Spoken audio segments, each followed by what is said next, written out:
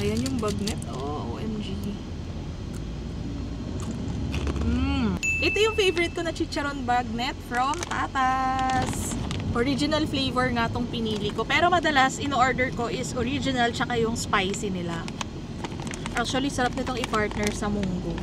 Or even sa suka lang. Pang food trip, food trip. Ayan siya. So, ito yung kanyang... Ayan yung bagnet. Oh, OMG.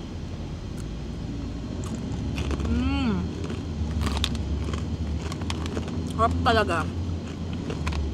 Ito yung favorite ko in-order.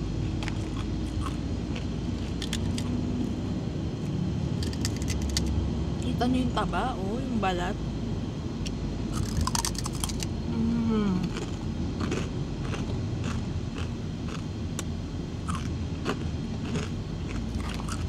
Sakto lang yung alat niya.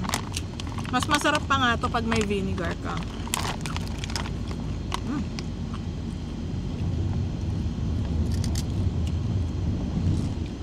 Yeah, sa sasakyan kasi ako, nasa biyahe, nagutom.